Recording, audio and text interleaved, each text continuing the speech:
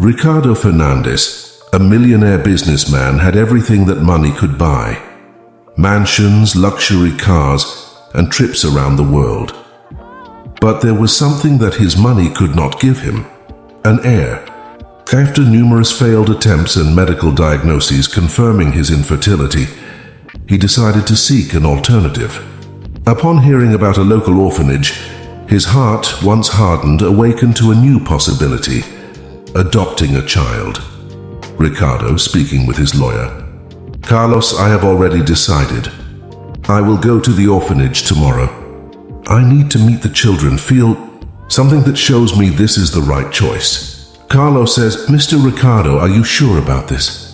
Don't you think that an adoption process might bring complications?"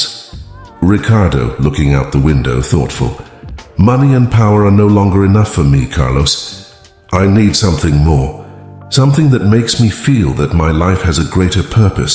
The next day, Ricardo arrives at the orphanage in a discreet car, without the pomp and luxury that normally accompanied him. The orphanage director, Mrs. Marissa, greets him with a curious look. The children play in the background, unaware of the man who might change their lives. Mrs. Marissa says, "Mr. Ricardo, it's good that you came. Our children are very special. Some have gone through difficult situations, but all have so much love to give." Ricardo, hiding his emotion: "I'm here to meet. I'm not quite sure what I'm looking for, but I hope to find it." Mrs. Marissa takes him to meet each child. As he conversed and observed, Ricardo felt a connection with some, but nothing strong enough. Until in the corner of the room he sees Joãozinho, a boy of about 8 years old with a serious and distant look, drawing. João had survived a fire that took his family, but not his will to live. Ricardo, approaching Joãozinho: "Hi, can I see what you're drawing?" Joãozinho, without lifting his eyes: "It's a dragon. They survive fire. So do I." Ricardo, shaken by Joãozinho's response, begins to spend more time at the orphanage, interested in getting to know the boy beyond what his silence revealed. However, as he investigates more about Joãozinho's past, Ricardo discovers that the boy has deep traumas and difficulties in trusting people, especially father figures. Mrs. Marissa says, "Joãozinho has been through things that no one should live through. He lost everything in the fire, family, home. Since then, he avoids getting attached to anyone." Ricardo, looking at Joãozinho from a distance: "He seems strong, but he is just a child." Mrs. Marissa says, "He is, Mr. Ricardo. A survivor, but also a boy who needs love. Are you prepared for that? He is not like the others. He will need time." Ricardo finds himself in a dilemma. He knows he can offer Joãozinho a life of comfort, but questions whether he will be able to break through the emotional barriers the boy has built. A doubt begins to grow. Would he really be the father Joãozinho needs? In the middle of an afternoon, while watching the children play, Ricardo sees Joãozinho being teased by other children who call him strange. In a fit of anger, Joãozinho pushes one of them, causing a small commotion. Ricardo intervenes, grabbing the boy by the arms firmly, but without aggression. Ricardo, looking into Joãozinho's eyes: "Why did you do that?" Joãozinho, with tearful eyes but holding back the tears: "Because they think I'm a problem. But I'm not." Ricardo realizes that it was not just an outburst of anger, but a defense. Joãozinho, like him, just wanted to be accepted. From that incident on, Ricardo decided that he would not shy away from responsibility. He recognized the pain and fear in Joãozinho, as he had also faced internal battles throughout his life. He knew that to help the boy, he would need patience and love. Without hesitation, Ricardo began to visit the orphanage every day, creating a routine with the boy. Ricardo, sitting next to Joãozinho while he was drawing: "I was also called strange when I was little. People don't understand what we go through." Joãozinho, looking sideways, curious: "You? But you have everything." Ricardo, taking a deep breath: "It wasn't always like this. I also lost my family when I was young. Everything I have I had to build on my own. but what matters is what we do with what is left. As days went by, Joãozinho began to open up slowly. Small gestures of trust appeared. A shy smile here, an unexpected question there. It was as if, little by little, the boy was allowing himself to believe that he could have a different future. Joãozinho, one afternoon, looking at Ricardo with curiosity. "Are you coming back tomorrow?" Ricardo, smiling. "Yes, I always come back. And one day maybe you will come with me." Ricardo begins to reflect on his own journey. He realizes that more than finding an heir, his mission was to help Joãozinho overcome his fears and traumas, just as he himself had done in the past. This emotional journey was transforming both of them. After months of visits, conversations, and small progress, Ricardo decides that he is ready to take the next step. He wants to adopt Joãozinho. However, during the adoption process, a major obstacle arises.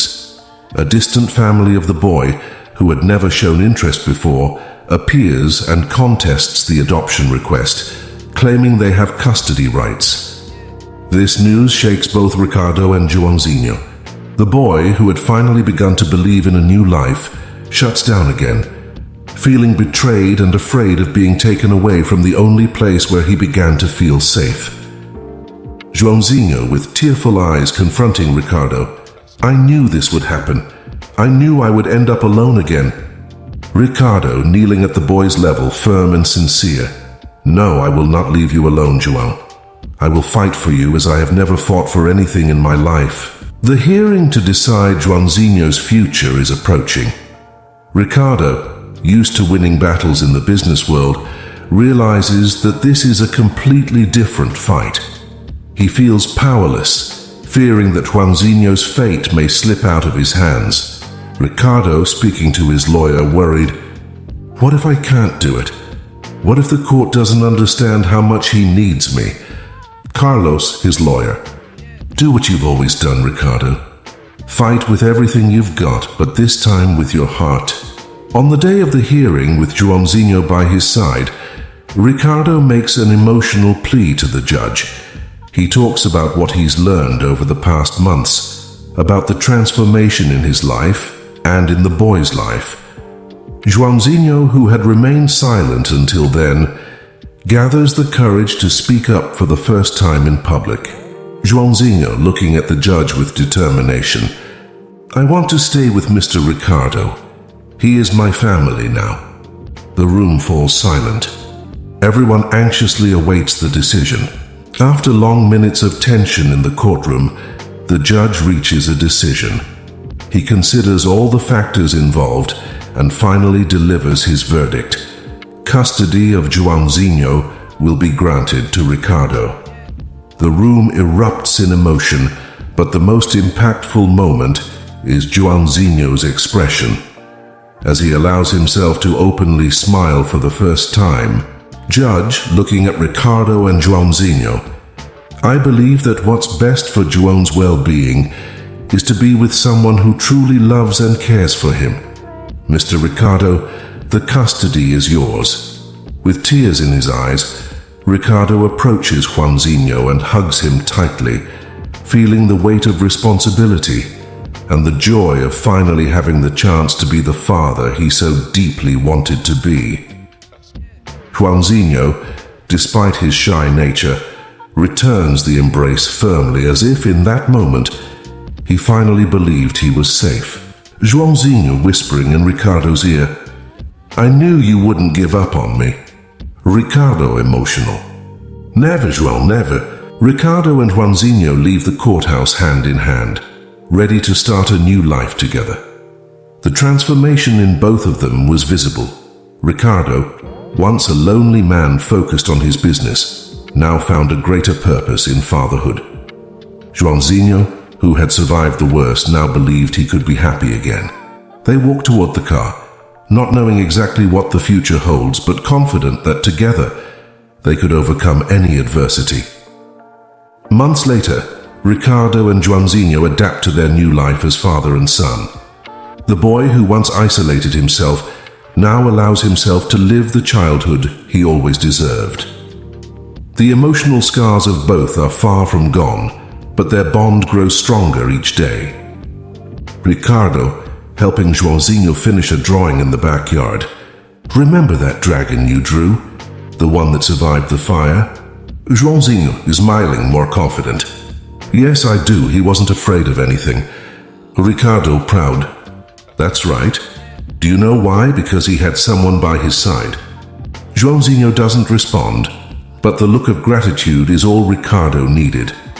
In that moment, they both understood that, despite the traumas and challenges, they had survived together. Their journey is still at the beginning, but now with each other's support, they feel capable of facing any challenge. Joãozinho, the boy who survived the flames, and Ricardo, the man who found meaning in fatherhood, became not just survivors, but a true family. Ricardo and Joãozinho taught us that, even in the most difficult situations, love and the courage to move forward are the greatest forms of survival. Both overcame adversity, proving that overcoming emotional and physical challenges makes us stronger. If this story touched you, don't hesitate to share it with others who may also be inspired by this journey of overcoming. Life is full of battles, but with support and love, anyone can win. Subscribe to the channel Inspired Stories for more exciting and transformative stories. Leave your comment about what moved you the most in this journey and share it with someone who needs a message of strength and hope. Thank you so much for following us this far. We'll see you in the next video with more stories that touch the heart and make you believe in the power of overcoming. See you then.